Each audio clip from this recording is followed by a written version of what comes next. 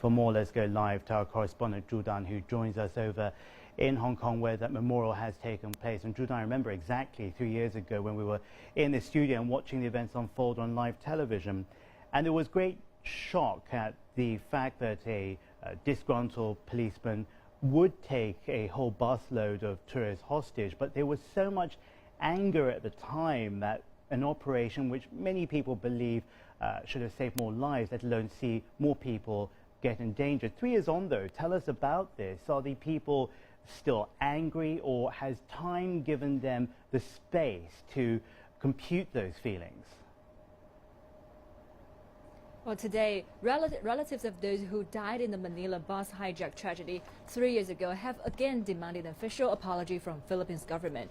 Zhen Chiqing, brother of tour guide Masa Zhen, and legislator James Tu, who is assisting the relatives and survivors, delivered the demand to the Philippines consulate today.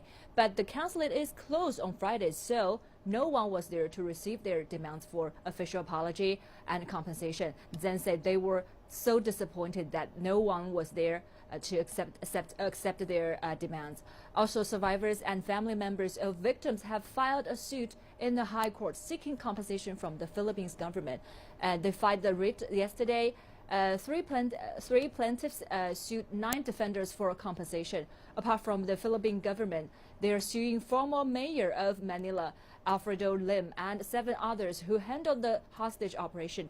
But Hong Kong's lawmakers say they would be facing a lot of obstacles, including whether the defendants would exercise sovereign immunity and how to send the writ to them.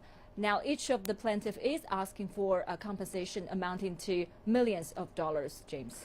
As we heard a little bit earlier, today was the deadline for filing those legal claims. But I think for many of the families, trying to find a way forward is not so much the compensation, but it goes back to your first point, Zhu Dan, about an apology, a simple sorry from the Philippine government, which was directing this mission through its police force on that night on August 23rd. Why has it been so difficult to be able just to get a few words out of them?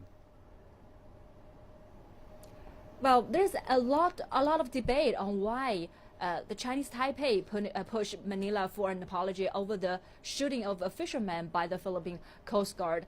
Until now, no formal apology or compensation has been given, and the latest response from Manila remains disappointing. But Hong Kong media said this is not to suggest we should mount pressure by threatening economic retaliation. Admittedly, the bus hostage and the fisherman incident are not identical, and Chinese Taipei's relations with Manila are also different.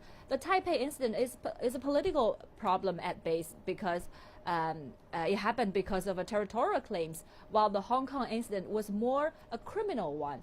The Hong Kong government has already contacted the Philippine consulate 23 times on the issue since 2012, but it hasn't proved to be effective. As the past 3 years have shown, more is needed to resolve the issue, while many say more pressure should be applied.